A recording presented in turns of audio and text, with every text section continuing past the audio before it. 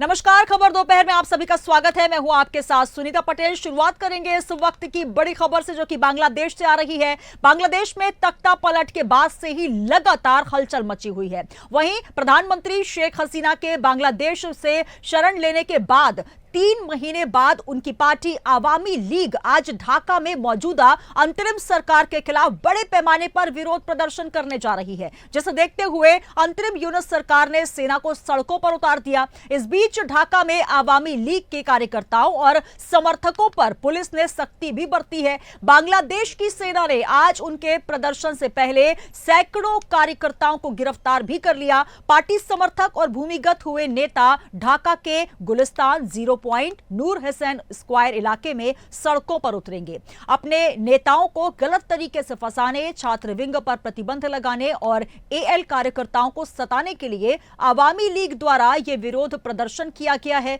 Awami league के जमावड़े और विरोध प्रदर्शनों को रोकने के लिए बांग्लादेश की सेना, पुलिस और स्कूल, कॉलेज, विश्वविद्यालयों के छात्रों ने इन इलाकों में बड़ा जमावड़ा किया हुआ है।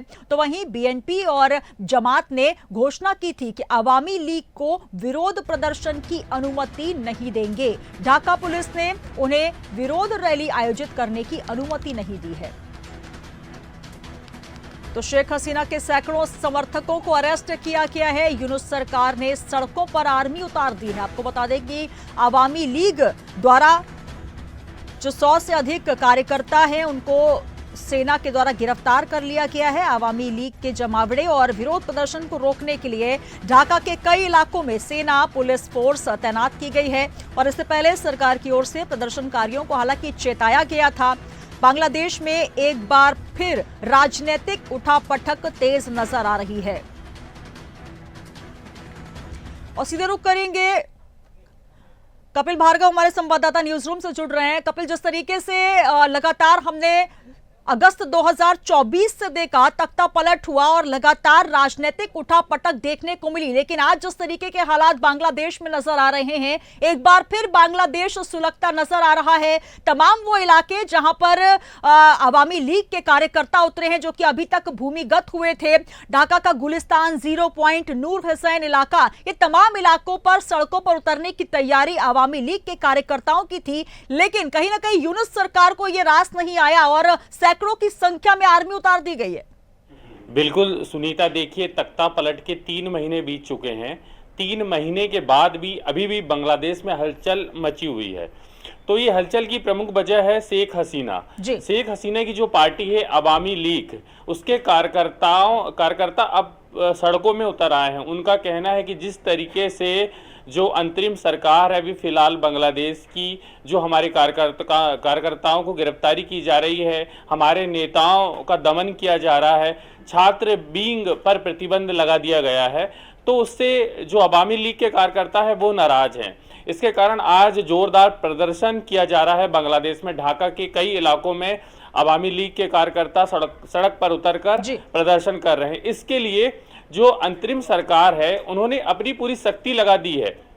उनका कहना है कि ये प्रदर्शन गैर कानूनी है, हम इसकी अनुमति नहीं देते हैं। अंतरिम सरकार के जो प्रवक्ता है आसिफ महमूद, उन्होंने फेसबुक पे स्पष्ट लिखा है कि हम इस सरकार, जो दमनकारी सरकार थी शेख हसीना की, हम उनको यहाँ पर प्रदर्शन की अनुमति नहीं देंगे और जितने भी कार्यकर्ता हैं उनको अंडरग्राउंड कर दिया जाएगा, उनको गिरफ्तार किया जा रहा है। तो ये प्रमुख मुद्दे हैं अवामी लीग की। तो बांग्लादेश में कुल मिला के देखा जाए तो अभी हलचल देखने को मिल रही है। देखो कपिल, जिस तरीके से लगातार जो हलचलें अब तेज हुई है, क्योंकि 3 महीने से लगातार शेख हसीना जो पलायन करके अब भारत में रह रही है बांग्लादेश से, और कुल मिलाकर जो अंतरिम सरकार है वही गवर्न कर रही है बांग्लादेश को। लेकिन जैसे ही डोनाल्ड ट्रंप के राष्ट्रपति बनने की घोषणा हुई, उसके बाद से ये हलचल तेज हुई है। और हमने ये भी देखा कि जो बैनर पोस्टर है उनमें लिखा हुआ है डोनाल्ड ट्रंप को बांग्लादेश से प्यार है। तो कहीं ना कहीं ये उम्मीद भी जताई जा रही है और तमाम जो राजनीतिक विश्लेषक हैं ये भी लगातार कयास लगा रहे हैं कि क्या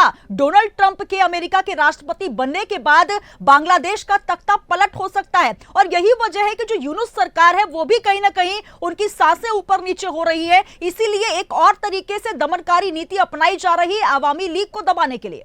बिल्कुल सुनीता, देखिए शेख हसीना और डोनाल्ड ट्रंप के बीच जो रिश्ते हैं वो किसी से छुपे हुए नहीं है। मतलब अगर डोनाल्ड ट्रंप की वापसी हुई है तो शेख हसीना उससे उत्साह में है। तो इसलिए उनके जो कार्यकर्ता है अवामी लीग के, अभी कुछ ही दिन पहले उनके कार्यकर्ताओं ने डोनाल्ड ट्रंप की तख्तियां लेकर प्रदर्शन किया था और जिंदाबाद के नारे लगाए थे। उसके बाद जो सरकार है, अंतरिम सरकार, उनकी सेनाओं ने उन सभी को गिरफ्तार कर लिया गया था। तो मतलब कुल मिला के अगर हम देखा जाए तो शेख हसीना उत्साह में है।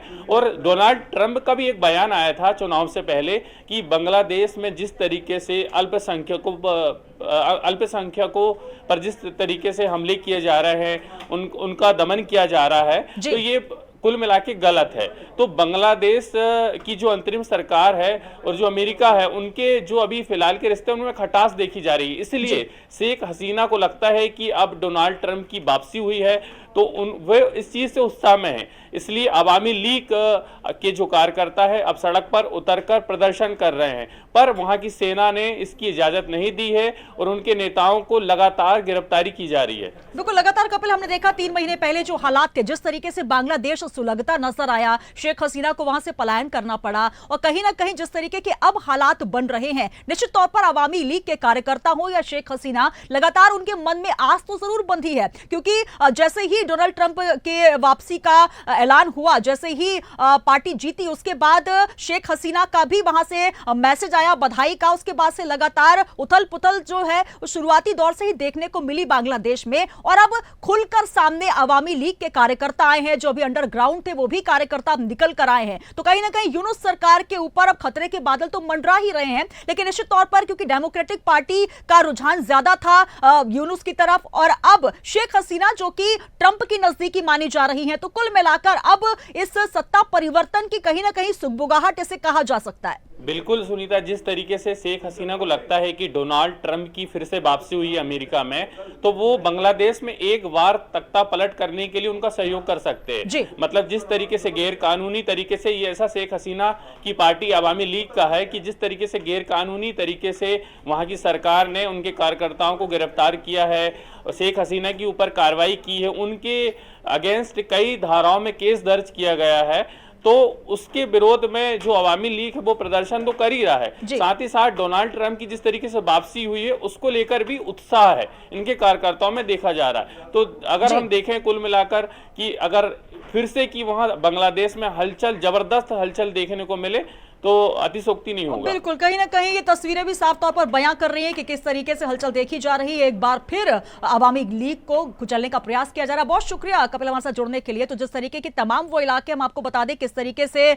जो गुलिस्तान ढाका का इलाका है, 0 पॉइंट, नूर हुसैन स्क्वायर इलाका, इन तमाम इलाकों पर सड़कों पर उतरेंगे अवामी लीग के कार्यकर्ता। हालांकि तमाम जो कार्यकर्ता है उनको लेकर पहले से ही प्रतिबंध लगाने की बात की जा रही है। और आपको बता दें कि फासिस्ट करार दिया है यूनुस सरकार ने, फांसीवादी करार दिया है जो अवामी लीग के कार्यकर्ता है, और उनको पहले ही प्रतिबंध लगा दिया गया था कि उनको प्रदर्शन करने नहीं दिया जाएगा।